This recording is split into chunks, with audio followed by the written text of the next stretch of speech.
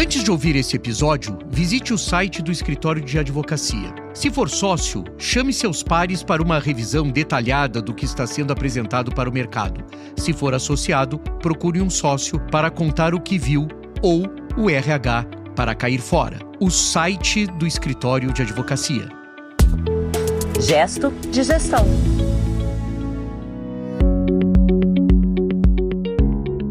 Olá, bem-vindo, bem-vinda! Bom ter você aqui no Gesto de Gestão. Eu sou o Ale Lupe e junto comigo está o André Porto Alegre. Oi, André! Olá, Lupe, tudo bem? Olá, Daniele. Oi, André. Serafino. Muito bem. André, eu vou considerar que todos os ouvintes já deram aquela corrida até o site. Estão curiosos para saber o que você tem para falar. Eu tô até falando devagar, porque eu sei que você causou já, logo de cara, antes da abertura. Assim, para falar sobre site de escritórios de advocacia, André. É isso aí. Alguns mais afoitos podem considerar, Lupe, que os sites perderam a funcionalidade e hoje estão na condição de personagens obsoletos da história. Assim como os afoitos que continuam prescrevendo futuros que não acontecem e presentes desconhecidos, os sites continuam exercendo um papel corporativo, mesmo que agregados de outros instrumentos que desbancaram a sua hegemonia, mas não a relevância do endereço eletrônico do escritório de advocacia. Então, temos que colocar sempre com muita atenção, porque Daniele Serafino está do nosso lado e ela é que traz sempre as questões mais inovadoras, né? Que o site tem um papel ainda para os escritórios de advocacia. Eu costumo até denominá-los como mídia proprietária, né? Eu acho que o trabalho nas redes e o trabalho nos sites, eles são mídias proprietárias. Então, você sempre tem que cuidar e tem que ter uma atenção com as mídias proprietárias. A proposta é fazer um exercício de memória e recordar quantas reuniões foram feitas para definir o site. Quantas fotos foram pesquisadas até que se encontrasse o melhor ângulo da ponte estaiada na Marginal Pinheiros, em São Paulo. Quantas horas de trabalho foram consumidas para encontrar a foto adequada das advogadas e advogados. Quantos textos foram escritos para detalhar as áreas de atuação do escritório. E quanta vergonha se passou no momento que se percebe que o escritório não tem diversidade para mostrar. Todo esse esforço para que o endereço eletrônico do escritório ficasse exatamente igual ao do concorrente do outro lado da rua. Acredite, Lupe, ninguém prestou tanta atenção ao site do escritório quanto a equipe que o concebeu. Então, eu sempre acho que quem prestou atenção foi quem fez, né? Nunca mais ninguém deu tanta atenção. Então, toda essa dedicação, qual é a ponte, qual é a foto da ponte estaiada que nós vamos colocar, eu costumo dizer que a OAS sai da recuperação judicial se receber royalty pelas fotos da ponte estaiada. É verdade. Vai sair da recuperação judicial, é fácil ou fácil? Podia, né, ser Deus direito. Todo mundo discutindo, RJ lá da OAS, começa a cobrar royalty da ponte estaiada, que eu nunca vi coisa igual. É impressionante. Eu acho que pode ter até um significado. Nós estamos num momento de travessia. Eu vou ficar poético agora. É um momento... Milton Nascimento, atenção. É um momento ternurinha de André Porto Alegre. Um momento ternurinha precisa acontecer. É um momento de travessia, quer dizer, essa ideia, né, que a ponte dá. Mas todo o escritório de advocacia não precisa, né, gente? Não há necessidade de todo escritório de advocacia ter na sua homepage a bendita ponte estaiada no Rio Pinheiros, aqui em São Paulo, que é um ponto turístico, né? Mas não tem o menor sentido, né? Não... Tem outras pontes por aí. Há outras formas de fazer a travessia, né? E também, ninguém visitou menos o site publicado, né? Então, assim, ninguém visitou mais do que quem concebeu, e depois o número de visitas ficou diminuto, naturalmente diminuto. Quando essa mesma equipe, ou seja, quem investiu tempo, energia e paciência para fazer algo épico e parte de uma experiência inesquecível, porque sempre quando a gente vai fazer um site, eu sempre digo assim, eu quero uma experiência inesquecível, mas vê o que você memorável, faz. Né? Memorável. É uma bobagem. É uma bobagem, eu vou falar sério. Quero só ver onde vai acabar isso, André. Você vai abolir os sites? Não, eu não vou abolir os sites, eu vou defendê-los naquele papel que eles têm. Porque quando essas pessoas que queriam a experiência inesquecível abandonaram o site e deixaram de visitá-lo, a existência do endereço eletrônico, ela perdeu o seu propósito. Então eu defendo, na realidade, é uma outra coisa, Dani. Eu defendo que a gente olhe com muita atenção. Esse episódio aqui é para nós olharmos com atenção para o site. Porque é tanta energia e tanto esforço que você abandona. Eu concordo. Você abandona o site. Eu ouvi uma vez e achei muito interessante essa explicação. Ela é simples, mas ela é interessante. O site é a sua casa própria. As redes sociais é um espaço alugado. Mas a gente já viu que o André já deu um pouco dessa opinião, mas a gente vai fazer essa pergunta porque pra gente entender bem o que vem por aí, que eu acho que vem coisa boa por aí. A pergunta, André, que eu te faço é: se os sites ainda são relevantes, você já mostrou uma preocupação e trouxe essa importância para dentro aqui do podcast, que são mídias proprietárias, né, que ainda tem utilidade em um cenário de tantas outras possibilidades. Tem utilidade quando tem tanta casa de aluguel por aí que parece funcionar melhor. Eu não vejo problema. Eu acho essa definição da casa própria, sem dúvida nenhuma. O site é a mãe das mídias proprietárias, né? Quem sabe a mídia proprietária mais. E aonde você tem, eu fico imaginando, né? Se você, por exemplo, o Roberto Marinho, né? O saudoso, falecido Roberto Marinho, fundador das organizações Globos, ele tinha uma televisão. Ele tinha uma mídia proprietária, né? Pois é. Ele tinha uma mídia proprietária. E nós tratamos com baita desdém. A gente se dedica, é o que falamos, né? Na abertura, nos dedicamos ao site e depois abandonamos. O site de um escritório é onde começa o processo de organização de negócios e pode reduzir taxas de rejeição, melhorando a velocidade de carregamento de uma página, por exemplo, ou ajustando os call to actions atuais para incentivar melhor os clientes em potencial a entrar em contato com a banca. Quer dizer, a gente não se dá conta que existiam formas. Um site que é uma mesmice, o da Ponte Estaiada, um site que demora para carregar. Isso é um ponto importante, André. Hoje em dia é considerado, ali em SEO, um site que demora mais de 3 segundos para abrir, o de 2 é o correto, mas demora mais de 3 para abrir, ele já é um site fadado a não ter retenção. Né? O meu convite aqui, quero ouvir até o que a Daniele pensa, é que é o seguinte: revisitar os sites. E hoje nós temos estruturas, e eu sei que a Daniele vai entender o que eu estou dizendo, porque o escritório do qual a Daniele é sócia, o Opsi Bloom, é um escritório que tem toda uma equipe altamente especializada em Visual Law, em Legal Design, que são coordenados, inclusive, pela Daniele. Eu acho que o site do Opsi Bloom tinha que ser revisitado por essa equipe. Eu acho que essa equipe tinha que... Eu gosto de ver que quando a Daniele não quer comentar... Quando ele me coloca na saia justa... Quando a Daniele não quer comentar... O emoji da vez foi a Dani com os 2 olhinhos no rosto, assim. Você, ouvinte, não está no estúdio, mas a Daniele... Mas é isso, porque como é que você tem toda essa estrutura dentro do escritório, prestando um serviço de excelente qualidade para os clientes, quem sabe o melhor serviço de legal design. Isso é mesmo. Com profissionais, mas com profissionais categorizadíssimos no mercado, coordenados pela Daniele Serafino, e eu fico vendo que o site não muda, e as coisas que estão sendo apresentadas para os clientes já tem uma outra linguagem, já tem uma outra pegada, já tem um outro jeito, já tem uma outra forma. E André, eu vou trazer assim, não é site, tá? Mas vou fazer uma consideração aqui, que é uma coisa que a gente mudou nessa área, que é uma outra coisa que a gente faz muito também, de modo geral, na advocacia sempre, mas de modo geral também. A gente faz uma proposta para um cliente. Então você escreve primeiro tudo que o escritório é, né? Nós somos, aí você bota tudo que você é, os prêmios que você ganhou e tudo mais. E lá no final você bota o objeto, que é aquilo que o cliente está querendo contratar, e mais no final ainda o preço. E o que as pessoas fazem? Elas abrem aquele documento da proposta, elas rolam até o preço. Elas veem o preço, se o preço tá ok, ela volta pra ver o escopo e nunca lê aquilo que nós somos da proposta. Então eu falei, gente, muito do design da informação, que tem muito a ver com isso, com legal design. Primeira coisa, nas propostas de Visual Law, a gente mudou, o preço é a primeira informação. Eu qualifico o cliente, endereço, primeiro é o preço. E depois eu vou descrever o que eu vou fazer e depois eu vou descrever como eu vou fazer. E sobre o que é o escritório, se ele já chegou até ali, ele já sabe o que é o escritório. Se ele quiser saber, ele vai no site, né? Então assim, de ser objetivo, porque a gente tá com uma dificuldade de reter as pessoas nos conteúdos de modo geral, tá? Tô numa crise, né, de atenção. Então, qualquer informação que você vai fazer, seja de um site, seja de uma proposta, seja de um parecer, você precisa ser muito objetivo, muito claro. Então, o site tem aqueles monte de itens que explica o direito do não sei o que, o direito do não sei o que lá, e que as pessoas não vão ler.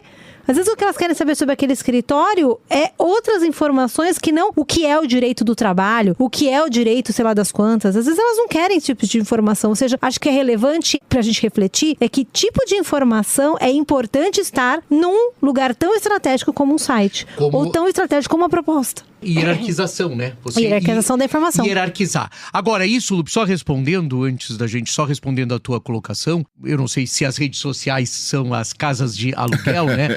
Mesmo assim, são espaços absolutamente privilegiados com os quais os escritórios têm que encontrar a linguagem correta que transmite exatamente o que eles são e de uma maneira um pouco com um enfoque comercial. Que é o que interessa ao cliente, né? Ao cliente, claro. Ele tem que ter esse tipo de postura. O cliente não sabe, se ele tá te procurando, né? é porque ele sabe que ele vai ter que te pagar, né?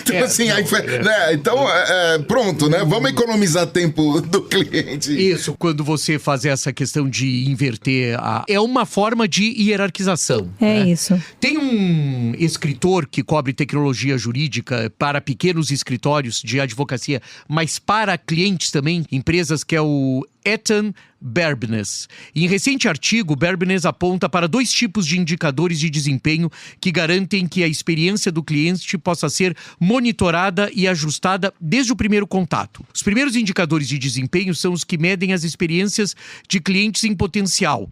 Esses KPIs, como são denominados, né, em inglês, são frequentemente vinculados ao site. Olha que coisa interessante. Os primeiros, você conseguiria ter uma ideia por conta de acesso ao site, partindo do princípio que você teve boas referências, sei que faz um trabalho legal, deixa eu ver o site. E podem incluir medidas comuns de marketing digital, como taxas de rejeição, cliques, especialmente na página de contato da empresa e em compartilhamentos de mídia social. Então existiriam, na realidade, segundo o ETA, isso aqui parece de uma simplicidade tremenda. E ele é simples, simples e quase superficial. Mas não vejo com muita frequência, para não dizer que nunca vi, não vejo com muita frequência a construção de sites com uma preocupação de que você tem alguns resultados, alguns indicadores de desempenho sobre o próprio site, né? Sim. Quer ver coisa que, e é muito comum em escritórios de advocacia, é site sem telefone. Porque as pessoas partem do princípio que todo mundo conhece o celular, sabe? O celular. Só que se eu nunca tive com o escritório, e se eu sou um gringo, eu não vou mandar um WhatsApp, né? Porque eu nem uso o WhatsApp. Eu tô dizendo assim, tem formas, eu acho que o Ethan traz com uma simplicidade terrível, mas é um pouco isso, entende? Quer dizer, construa o site de tal forma que já seja um indicador. E o segundo, Daniele, enfoca a experiência do cliente durante e após a sua interação com o escritório e inclui medições como o tempo entre o momento em que o cliente se compromete a contratar os serviços e o momento em que recebe as primeiras peças. Essa dilatação também que existe às vezes na advocacia, né? Eu conheci um advogado que dizia o seguinte, ele não pedia documento, porque um dos artifícios para você demorar a fazer, quase que procrastinar e pedir documentos, né? Eu quero os documentos. Claro que você precisa para analisar o caso, etc e tal. Só que os documentos demoram. É um trabalho para o cliente, né? Sim. A documentação para o início de um trabalho, e a advocacia não se deu conta disso e não consegue diminuir esse tempo. E de repente isso são características que podem ser interessantes. Perfeito. Eu amo esse assunto, André, a experiência do cliente, assim, eu acho que ela passa por tudo isso, né? Ou seja, o site, às vezes, é que você falou, eventualmente tá todo moderno, ou enfim, representando que aquele escritório é inovador. Daí o cliente contratou, a experiência é a moda antiga. Fica pro forma, né? É, exatamente. Tem o John Joy, é o nome dele, Lupe, é sócio cofundador do escritório FTI Law, com sede em Nova York. Ele foi entrevistado pelo Ethan Berbenes, que é quem fala sobre essa coisa da importância do site, e ele respondeu de uma maneira que eu achei interessante, abre aspas. Isso é muito importante para garantir que o processo seja rápido e que o cliente seja imediatamente envolvido nele, que é exatamente o que a Daniele está colocando. Isso é importante não apenas para a satisfação do cliente, mas também para a gestão interna do negócio. Então, fecha aspas, ele coloca dessa forma. Para a Joy, é importante prestar atenção aos eventos atuais que podem resultar em maior conscientização sobre um problema específico e provocar um ajuste da estratégia de palavras-chave do escritório, que todos dizem que vem, mas se você deixar lá, ele vai ter o SEO de quando ele foi feito. É isso. Aí discutiu-se, etc e tal. Exatamente. Nenhum advogado entendeu o que era o tal do SEO, né? Mas fez cara de entendido em um determinado momento, fez o site, e o site fica 3 anos no ar. Porque a gente se limita, os escritórios, a mudar as fotinhos dos associados que vão embora. Quando muda, né? Quando muda. Quando tá todo mundo, né? Todo mundo jovem. Que já todo mundo aposentaram, e continuam lá. Então, palavras-chave, o advogado cita como exemplo um short squeeze das ações da GameStop. É um case que ele cita, em que um grupo de investidores de varejo causou prejuízo a um dos maiores fundos de investimento de Wall Street. Lembra desse caso? É um caso de 2021. Combinando ações de investimento em massa da empresa empresa vendedora de jogos que estava em baixa. Esse é um movimento, é um ativismo digital que acontece em 2021, quando um grupo de investidores pequenos, revoltados com as manipulações, resolve pegar um grupo de ações de uma empresa de game. Eles provocam uma subida artificial para a felicidade da empresa, por óbvio, mas para a desgraça de quem comanda esse mercado. E ele diz que na época, ele fala no meio que ninguém se deu conta. Isso foi um caso super badalado e nenhum escritório surfou nessa onda, sabe? Nenhum escritório entrou nessa questão pra dizer que como é que se protege até. Sim. Quer dizer, não interessa em qual parte você tá. O resumo dessa ópera, Lupe, só pra colocar, é o seguinte: se os negócios são dinâmicos, o site não pode ser estático. É estático. E ser estático não é colocar umas fotinhos, carrossel, né? Ponte estaiada, Cristo Redentor, elevador Lacerda, né? E jangadas de Natal. Cataratas do Iguaçu. E cataratas do Iguaçu. Essa. E só porque eu sou gaúcho, eu vou tacar ali o laçador de Porto Alegre. O laçador lá de Porto Alegre. Pra não ter. Então, assim, eu acho que o movimento de um site não é necessariamente a sua forma visual. É claro que isso é o que eu falei, quer dizer, eu acho que a gente tem que começar a beber dessa fonte inesgotável de linguagem, inclusive linguagem simples que a gente falou no último... Linguagem acessível, né? Para o cliente, para ele entender, né? Que nós temos em profissionais como os que hoje trabalham junto com a Daniele Serafino, mas nós temos que ter, sob o ponto de vista da gestão, uma verba. Eu chego em escritório de advocacia, Daniele, eu ouço as pessoas, os gestores falam, não sei, quem fez esse site faz muito tempo, eu não tenho acesso, não sei como mexe, não sei como é que... Então não dá. Foi o menino lá que fez. Então não tem. Aí ficou em pedra cravada. Tem que ter a dinâmica dos negócios. Sim. O site é um cartão de visitas, concordo. De visitas. Decolando lá do John Kennedy, pousando aqui em Guarulhos e no Brasil. Eu considero importante mantermos a tradição de traçar um paralelo entre as práticas de fora do Brasil e aquilo que o mercado da advocacia brasileira desenvolve. De uma forma grotesca, Lupe, cabe a experiência de avaliar quais escritórios com a prática do direito, por exemplo, tributário, mudarão suas homepages para sinalizar uma atenção à reforma. Por exemplo, eu vi muita gente editando materiais, etc e tal, mas não sei se mudaram as suas homepages. Agora, quando editam material e mandam via e-mail marketing, aqui a gente tá hoje um pouco nessa linha da comunicação e do marketing, né? Eles mandam para uma base de clientes ou prospects que é restrita. A homepage é universal. O site é transnacional, não tem fronteira. Então é lá que você tem que colocar. Então estou fazendo essa... Quando você pergunta, e no Brasil, por exemplo, eu não vi das grandes boutiques tributárias no Brasil alguém que mudou a sua homepage. Porque quem sabe nada mais de mais importante. Por quê? Porque dá trabalho. Por quê? Porque tem que ter um investimento. Tem investimento para tanta coisa. Mas é gestão, né, André? Gestão. É gestão. Gestão. Então, você prevê antes o que você faz. Tem um site, quer dizer, não precisa da metade das coisas que estão escritas lá. Eu estou falando. Inclusive, não precisa da ponte estaiada. Estou afirmando. Não, o movimento abaixo a ponte... Não abaixo a ponte estaiada. Deixa ela lá. Mas não vamos usar mais fotos. Chega, tá proibido. E só para finalizar, o John Joy, que responde, que é um sócio de um escritório americano, ele considera que a abordagem de segmentação por assuntos e por palavras-chave é um fator para transformar os dados de indicadores de desempenhos em receita. Ele acha que quando você começa a trabalhar um pouco mais segmentado, aquela lista, Daniel, aquela lista de áreas de atuação. É isso, eu só penso nela. Quando você falou do site. Alguém traz uma água com açúcar, por favor. É um negócio que eu também, André, aqueles textos. Entendeu? Aqueles textos, isso que eu te falei, descrevendo o que é a área de, sei lá, civil, tributária. Contencioso civil. Quem tem interessado? E a gente deveria usar mais assim, né? Que setores eu atendo? O que eu posso fazer pelo seu setor, né? Mas eu acho que eu atendo energia, eu atendo telecomunicações, e eu sou relevante no que eu atendo. Isso. Eu também já tô cansado. Senão você faz de tudo, história, né? Todo mundo faz tudo. Aonde é interessante? Mas eu faço tanto, tá bom. Mas onde é que é interessante? Onde é que vai dar negócio? Depois, quando o cliente for atraído, etc e tal, você trabalha de uma certa, né, com todas as coisas, mas no site... Fiquei calmo agora. Obrigado pela água com Não, açúcar, sempre viu? funciona. Funciona. Ele é mais comunicação, né? Aproveitando que o André se acalmou, ouça o episódio anterior, o 65, e a gente fala sobre estresse dele. Você tá errando os números. Ouça o 65. O 65 é hoje. É hoje. Ouça... Era o 63. Era o 63 do passado. Então Hoje é isso. nós estamos no dia 6 de setembro. Inclusive, quero dedicar um ótimo feriado de 7 de setembro para os nossos ouvintes. O André sempre fazendo as ressalvas temáticas. Exato, porque são as palavras-chave. São as palavras. SEO. É o SEO. Hoje é dia 6, por favor. É um ótimo momento para maratonar. Amanhã, dia 7 de setembro.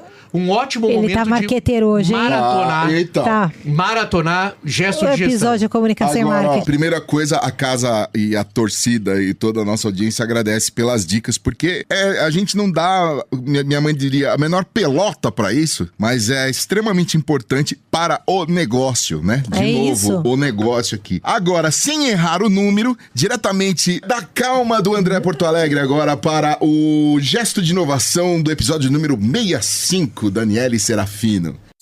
No episódio de hoje, nós vamos falar sobre os desafios vividos na sucessão dos escritórios de advocacia. Os escritórios enfrentam um momento de mudança e desafio, conforme aponta um estudo recente da Leopard Solutions, que analisou a distribuição de sócios e as tendências de carreira na indústria jurídica. Com base nas informações coletadas por esse estudo, algumas conclusões importantes surgiram, destacando áreas cruciais que os escritórios de advocacia precisam abordar para garantir seu crescimento e o sucesso contínuo. A faixa etária de 71 a 79 anos, representando aqueles que já passaram pela idade da aposentadoria, compreende atualmente 8% dos sócios na gestão dos 200 maiores escritórios de advocacia americanos. Já a faixa etária de 61 a 70 anos representa 40% dos gestores dos escritórios de advocacia americanos e abrange uma combinação de sócios que já se aproximam da idade da aposentadoria e alguns até que já ultrapassaram. O próximo grupo, com 43%, é composto por sócios entre 51 e 60 anos. E por fim, o grupo mais jovem, de 42 a 50 anos, ele pode ser até considerado relativamente pequeno,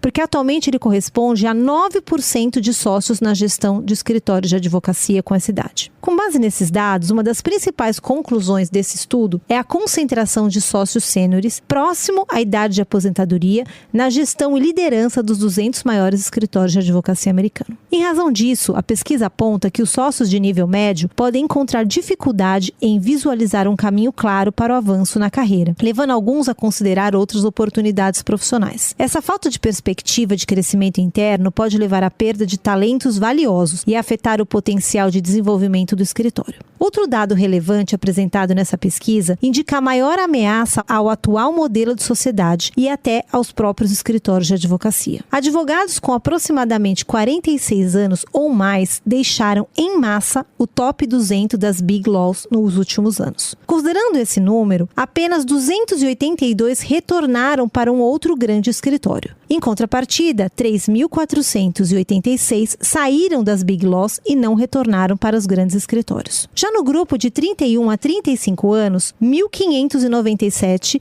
retornaram para os escritórios, mas outro número grande, 4.369, saíram e não retornaram para as Big Laws. Isso significa que esses grandes escritórios estão perdendo com experiência nesse grupo do meio da carreira, dessa idade intermediária entre os 40, entre os 35 e 45 anos, que é uma taxa alarmante de grandes sócios que estão perdendo e não estão retornando para esse mercado. A pesquisa também revela que as novas gerações de advogado valorizam cada vez mais o equilíbrio entre trabalho e vida pessoal. Escritórios de advocacia que não conseguem oferecer flexibilidade e um ambiente de trabalho saudável podem enfrentar dificuldades em reter advogados talentosos, especialmente os da geração Z e os millennials. Além disso, a falta de oportunidade de avanço na carreira pode desmotivar os profissionais mais jovens e diminuir seu engajamento e produtividade. A pesquisa recomenda a adoção de uma abordagem de gestão multigeracional. Passar o bastão para a próxima geração de líderes pode criar uma cultura de capacitação e crescimento de dentro do escritório. Essa pesquisa trouxe um exemplo que eu achei interessante. Um sócio de um dos maiores escritórios de advocacia americano, ao passar o bastão da gestão do escritório, passou para 3 outros gestores, e não apenas para um. E esses 3 gestores, todos têm idades diferentes. Um com idade de 27 anos, o outro com 30 e poucos e outro com 40. Era um novo trio de gestão do escritório. Essa abordagem pode ajudar a garantir a continuidade e a sustentabilidade do escritório, bem como atrair e reter esses melhores talentos. As mudanças nas preferências e prioridade das novas gerações de advogado, aliada à falta de planejamento de sucessão e à rigidez dos modelos da sociedade atual, criam um desafio urgente para os escritórios de advocacia. Aqueles que não conseguirem se adaptar e inovar correm o risco de perder talentos valiosos e comprometer seu futuro sucessor. Tcharam! Resumindo, reboliço. Estou dizendo que a Daniela está preocupada com essa questão sucessória. Tem mais gente saindo e chegando. Eu só queria fazer uma última observação, se me permite. Essa prática de passar do sócio fundador, diluir para 3, como foi no caso dos Estados Unidos, é uma prática interessantíssima, inclusive defendida sob o ponto de vista de sucessão em escritórios de advocacia. Curiosamente, existem experiências no Brasil que não são divulgadas, é uma pena, e eu não tenho autorização para divulgá-las, claro. Mas elas não são divulgadas e são bem exitosas. É incrível como se tem experiências exitosas de você fazer essa diluição ao mesmo tempo e com idades diferentes. Diferente, achei multigeracional, achei interessante isso. Trazendo gente, etc. É de uma...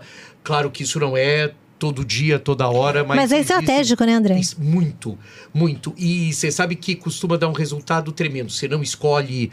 Não tem nenhum escolhido. É muito interessante, desculpa. Eu sei que você já ia... Não, perfeito. Perfeito. É um refresh. E o nosso recado aqui é que a gente vê que tem uma faixa etária que está saindo e não está voltando. Daniela, ainda bem que temos você aqui no Gesto de Gestão, no Gesto de Inovação. Não vou falar da minha idade, tá? Não vamos falar, porque eu já tô naquela parte lá, O André está preocupado muito com isso e não é verdade. Eu não trouxe mais esse assunto.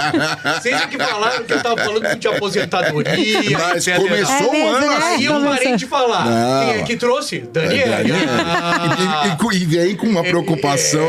André, é só a pessoa ver a capa do nosso podcast. Você tá muito longe da aposentadoria. Nos próximos episódios você André saberá o futuro de André Porto Alegre. Brincadeira, gente. A gente tá de volta daqui a 15 dias com mais uma edição do Gesto de Gestão. Obrigado a você que nos acompanha durante todo esse tempo e se tá chegando agora. Valeu por aproximar-se aqui da gente e pode aproveitar e maratonar as outras edições. Obrigado também a Aline Nascimento, obrigado também ao Ed Mota. Não, é o Ed Chaves, que... Mas tem uma semelhança, que são os dois que cuidam com carinho da edição, montagem e a equipe da Compasso Colab que distribui o nosso Gesto de Gestão. Gesto de Gestão.